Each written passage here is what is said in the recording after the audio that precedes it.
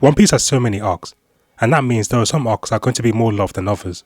When you think of the best arcs in One Piece, or the fan favourite arcs in the series, the whole Summit War saga from Sabaody to Marineford, the Water 7 and Enies Lobby saga, the Alabasta arc, and even the recent Egghead arc, they are probably the most appreciated and most highly rated arcs in the series.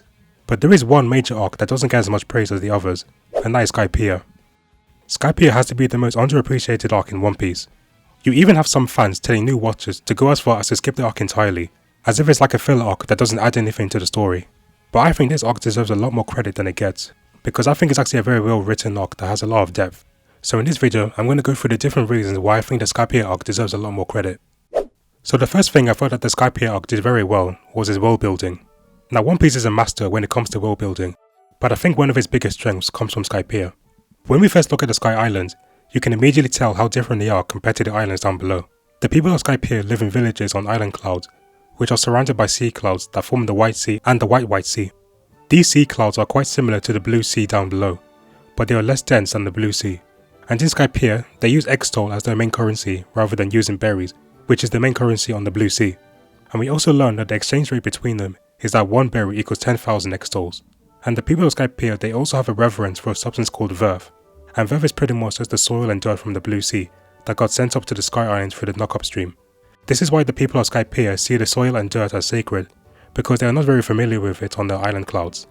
That is also why they refer to the Upper Yard as a sacred land, because the Upper Yard was originally a part of the island of Jaya before being sent to the sky. It was because the Verf was so valuable that when the Shandians got sent to the sky by the knock-up stream, the Skypians tried to take their lands away from them, which led to the Shandians wanting to fight for their home back. The Skypians also use technology that is completely different from the technology used on the Blue Sea. The Skypians use devices called dials, which are used to store energy, and they use that stored energy for different uses. For example, there are lamp dials that store light energy, which can be used to light up the room. There are heat dials that are used for storing heat, which can be used for cooking. And there are also breath dials that can be used in transportation devices like the wavers by releasing air currents to propel them. And there are dials that can be used as weapons like the impact and the reject dials, for example, and those were used by Wiper during the fight against Enel's army. And we see Usopp using an impact dial during his fights against Luffy in Water 7. This inclusion of dials highlights how different people live their lives in Skypiea compared to the Blue Sea, where they use electricity, gases and other substances for their everyday uses. And this is a great use of world building, because it shows how vast the world of One Piece is, and that different islands have their own unique cultures, currencies and religions. Just seeing the Straw Hats explore the Sky Island, like Nami using the waver, or Luffy trying to swim in the sea clouds, shows a huge sense of adventure, which is what One Piece is all about. Luffy and his crew exploring different types of islands and them going to places you wouldn't even think would exist. It makes the story unpredictable, and that's what's charming about One Piece. And it's not just the location and the cultures that makes Skypiea great for the world building, it is also the history and the lore that is explored within. Throughout the Skypiea arc, we start to learn more about the origins of the Upper Yard and how it used to be a part of the island Jaya. The land originally used to belong to the Shandians, and it was named Shandora. Shandora was also nicknamed the City of Gold, because its buildings were made entirely of gold, and it had the Golden Bell as its biggest landmark, which also contained a poneglyph they were tasked to protect with their lives. And during the Void Century, they were attacked by invaders, but only a small tribe remained, and they continued to protect the Golden Bell until Noland approached the island. The Noland and Kalgara flashback is probably one of the best flashbacks in the entire series, due to its high emotional stakes and its massive importance in explaining how the Shandians started to live in the sky, and how Noland became known as a liar, which everyone in the North Blue would learn about when they read the book. So Skypiea gave us a lot of history about the City of Gold in Shandora, and it showed us the different cultures and technologies they use in comparison to the people from the Blue Sea. Another thing that Skypiea did well as an arc was its execution of deep themes throughout the arc. This arc uses themes like the abuse of divine authority and lies versus the truth. With the theme of abusing divine authority, this arc goes into how religion and fear can be used to force people into submission and to control them. And this was done with Enel, the main villain of the arc, and it was also done with the first god of Skypiea, shown in the Noland flashback. Before Enel, Gunfall was the god of Skypiea, and god was a title used for those who would rule over the Sky Islands. When Gunfall was the god of Skypiea, he tried to negotiate with the Shandians in giving back their land that was stolen from them 400 years ago.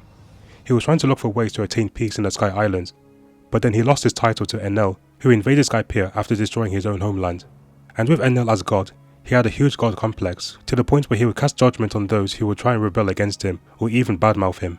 He was revered as a godly figure because of his Devil Fruit Logia powers being made of lightning, and because no one in Skypiea had any access to rubber as a substance or even mastered armament haki, nobody was strong enough to stand against him. So this further increased Enel's ego, which gave him this massive god complex, and he would abuse his authority to control the people of Skypiea. This also happened with the first god of Skypiea in the Nolan flashback, who used his power and status to force his army to try to take the city of Shandora from the Shandians, and this led to the death of Kalgara. So this theme about the abuse of divine authority is used to show how people can abuse fear and belief systems in order to control people. And this theme is consistent with the world government as a whole, with the celestial dragons and the 5 elders. They live in the holy land of Marijua, which is at the top of the world, and the celestial dragons have a god complex, in that they think they are superior to the humans who live beneath them. They think of themselves as gods, and they use their political power to enslave and oppress whoever they want. This parallels what went on with Skypiea with Enel, who lived in Upper Yard, and it's not until Luffy, a character who embodies freedom, defeats Enel and his oppression of the Skypieans. We have the first hint of the sun god Nika in Skypiea as well, in the panel where Luffy is dancing around the fire, and he poses exactly like how the sun god poses. And sun god Nika is a mythical figure who embodies freedom, which is what Luffy did in this very arc. So this arc did a lot of foreshadowing to Luffy becoming the one who will overthrow the gods, who have been oppressing the world for centuries. And with the theme about the lies versus the truth, it relates to the story about Nolan the liar and Kalgara. When we first hear about the City of Gold, people were talking about it like it was some fairy tale, and that it never existed. After the city of Shandora was shot up into the sky, its whole history was gone along with it, and because the bell was separated from the Shandians, they were unable to ring the bell to show Nolan that they were still there. That was why Nolan was perceived as a huge liar, and was even executed for it, even though Nolan was actually telling the truth. Even his descendant Cricket was ridiculed for being related to Nolan, so he would constantly try and look for the lost City of Gold to see if it actually existed or not. And even with Enel, he was also living a lie, in that he wasn't the all-powerful godly figure he believed himself to be.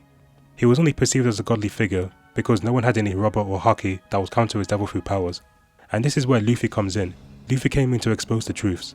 He was the natural counter to Enel because of his rubber body from the human Nika devil fruit, which represents freedom. He exposed Enel's weakness and was able to defeat him. Luffy was also the one to prove the innocence of Nolan by ringing the golden bell. This proved to Cricket that the City of Gold actually existed, and that the true history of the City of Shandora was never lost. Luffy ringing the golden bell brings closure to the characters of Kalgara and Nolan, who both lost their lives trying to defend the history of the City of Shandora 400 years ago.